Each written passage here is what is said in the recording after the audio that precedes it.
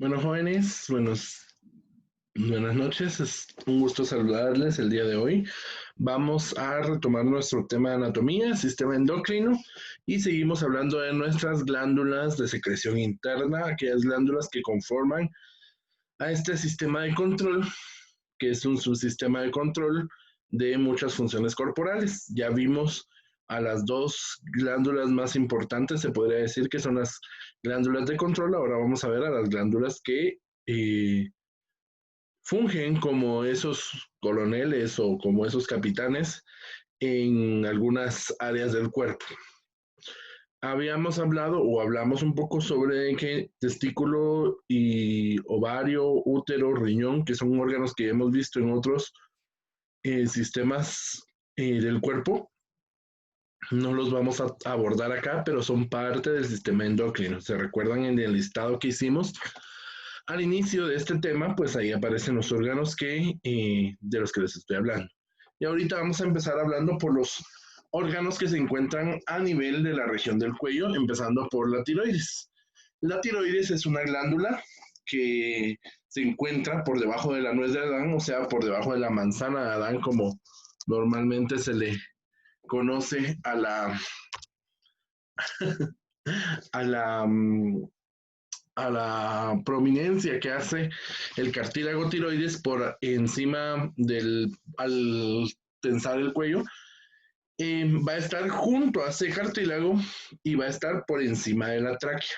Más o menos va a pesar entre unos 15 a 30 gramos en una persona adulta y va a tener una forma como de mariposa. Va a estar formada por dos lóbulos unidos en la porción central por algo denominado el istmo. Y pues tenemos entonces a la tiroides con sus dos lóbulos y el istmo. Ustedes dirán, pero aquí se miran tres. Sí, la tiroides es una de estas estructuras anatómicas que tienen mucha variabilidad. Algunas personas tienen la característica de tener un tercer lóbulo que es conocido como el lóbulo piramidal, que es como un lóbulo central y que va a extenderse hacia arriba sobre el cartílago tiroides. Eso no significa que sea una anormalidad, sino más bien es una variabilidad anatómica.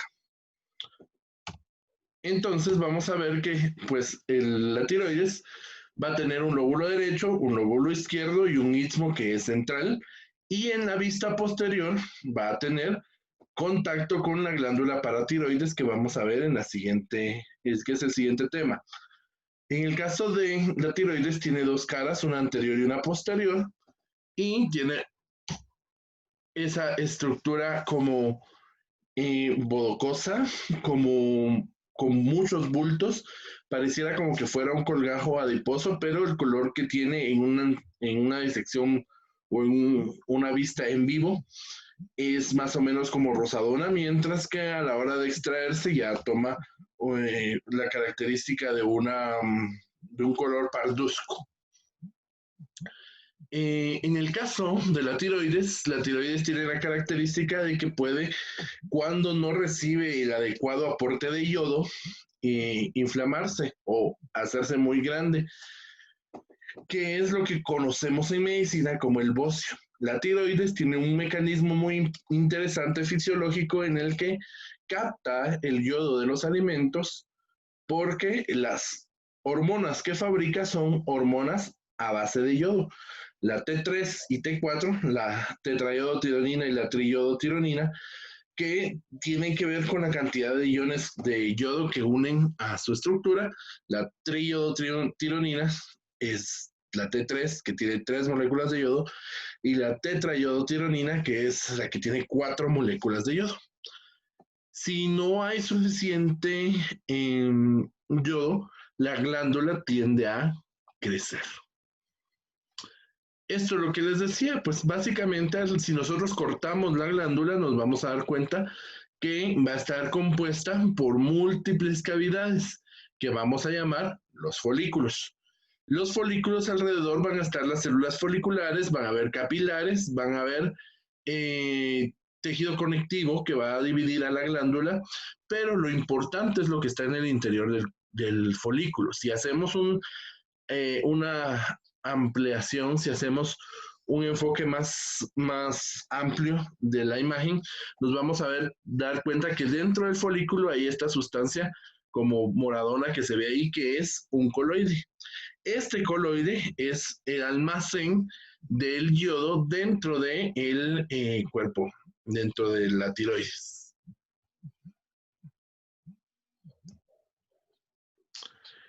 Entonces, en este coloide, en esta estructura, va a almacenarse el yodo y las hormonas que van a estar fabricadas, que son estas dos, con el propósito de estar guardadas hasta que sean necesarias. Normalmente el cuerpo está en constante utilización de estas hormonas.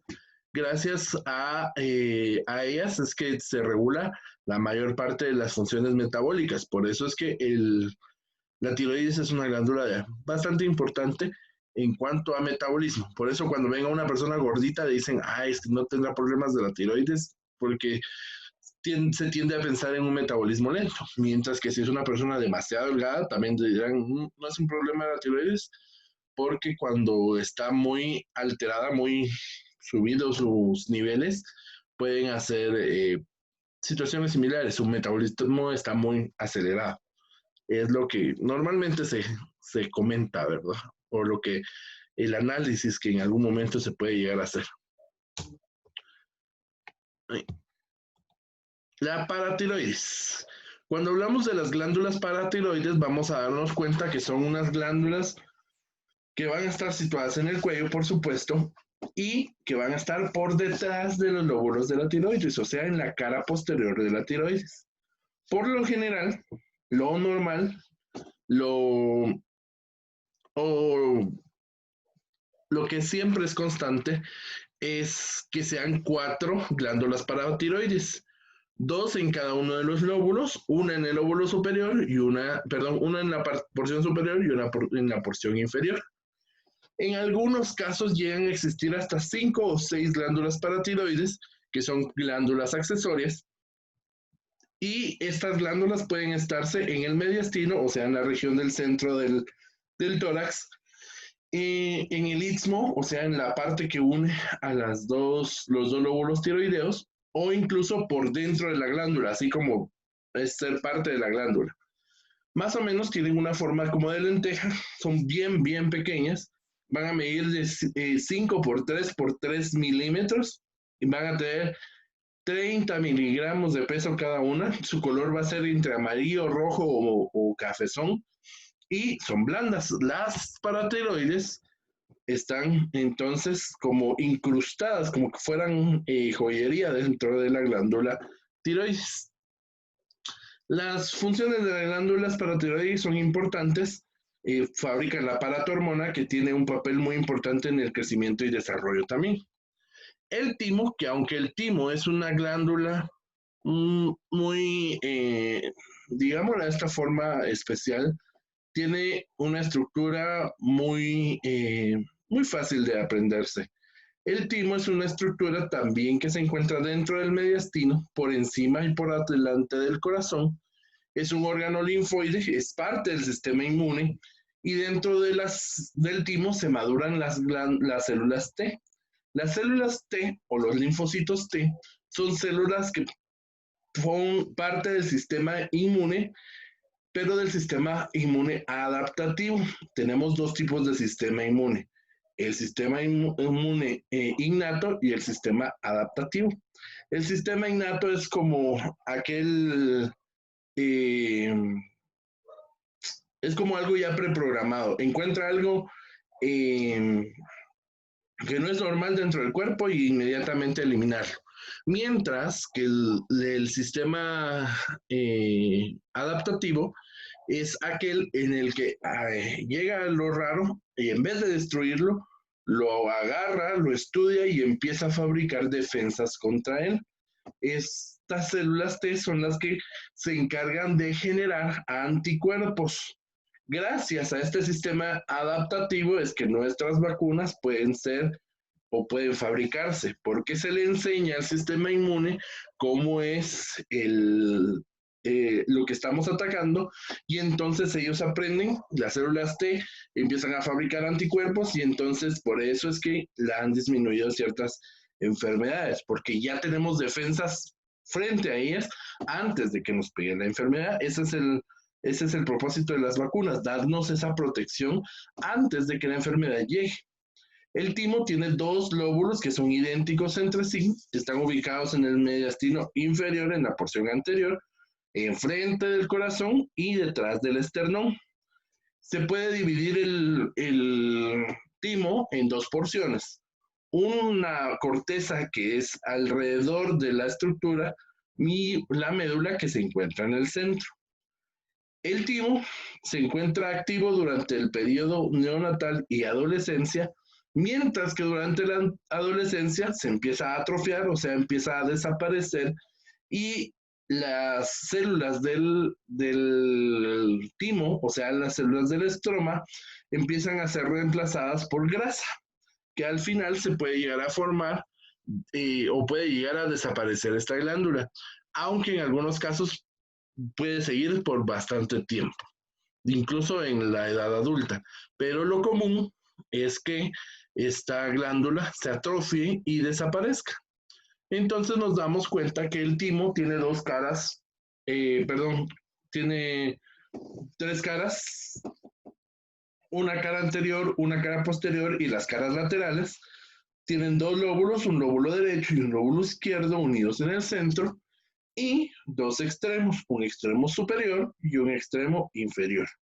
Mientras que si lo cortamos nos daríamos cuenta de que está la cápsula, que es una membrana que envuelve a la glándula, una corteza, que es la porción que está alrededor, y una médula, que es la porción que está en el centro. Dentro de la célula encontramos pequeñas masas que vamos a llamarles el corpúsculo tímico, que los corpúsculos tímicos tienen la característica de ser grupos de células T que ya están formadas y que están en capacitación para poder salir a el torrente sanguíneo. Una vez el timo ha perdido su función hematopoyética, pasa las células T migran hacia el hueso, donde sigue el proceso de fabricación de células T. Las glándulas suprarrenales, ahora nos pasamos a la cavidad abdominal, y en las glándulas suprarrenales nos vamos a encontrar que, como su nombre lo dice, supra, arriba del riñón, son dos estructuras, una de cada lado, una derecha y una izquierda, que tienen una forma de pirámide en el caso de la derecha y más o menos de media luna en la izquierda, situadas por encima de los riñones. Estas glándulas se encuentran por detrás del peritoneo, en la cara antero superior de los riñones, y va a estar formada por dos estructuras. Una corteza, que también va a ser la porción más periférica, y una médula, que es la porción central. Lo importante de esta glándula, la glándula suprarrenal, es la complejidad de hormonas que puede llegar a tener, porque pues reciben el estímulo de los núcleos del hipotálamo, de la hipófisis, pero dentro de su estructura nos vamos a dar cuenta que forma bastantes o diferentes grupos hormonales. La médula, que es la porción más interna, va a fabricar lo que nosotros conocemos como las aminas, los compuestos amínicos, que son la adrenalina y la noradrenalina. La adrenalina y la noradrenalina funcionan como neurotransmisores, pero también funcionan como hormonas, regulando algunas funciones, como en el caso de las funciones simpáticas y parasimpáticas. Y después vemos a la médula, perdón, a la corteza, que se va a dividir en tres grandes porciones. La corteza va a tener la primera zona, que es la zona más interna, que es la zona reticular. La zona reticular va a ser la encargada de la fabricación de los andrógenos, la dihidroepiandrosterona y la androstenediona. Estas dos hormonas, que son andrógenos, que son hormonas sexuales masculinas hasta cierto punto, porque son andrógenos, Sirven para la caracterización del vello, de la distribución corporal de la grasa, pero por esa situación es que algunas mujeres tienden a tener algunas eh, características masculinas cuando la zona reticular tiende a generar más andrógenos, porque estos andrógenos tienden o son la base química para la fabricación de la testosterona. Luego pasamos hacia la zona fascicular, donde encontramos que es la capa por arriba de la zona reticular, y aquí vamos a fabricar los los glucocorticoides, como el cortisol y la corticosterona. Estas son muy importantes porque van a regular la presión arterial, van a regular eh, las funciones metabólicas eh, de los carbohidratos. Y la zona glomerular, que es la porción más externa de la corteza, van a fabricar los mineralocorticoides, como la aldosterona y la desoxicorticosterona. Que la aldosterona es tal vez la más conocida de las hormonas suprarrenales, básicamente por su participación en el sistema renina-angiotensina-aldosterona, que es un regulador muy importante de la presión arterial y de las concentraciones de los iones electrolíticos como el sodio y el potasio. Muy bien, estas son nuestras 3 glándulas que nos correspondían trabajar el día de hoy, y para la siguiente semana trabajarán el tema de la piel, en que vamos a encontrar en los libros de Moore y de Tres Guerres. Y finalmente en casa van a trabajar las láminas 11.4 y 11.5, que serán su tarea para la siguiente semana. Es un gusto saludarles. Nos vemos la siguiente semana. Hasta la siguiente clase. Un saludo a todos. No se quiera apagar.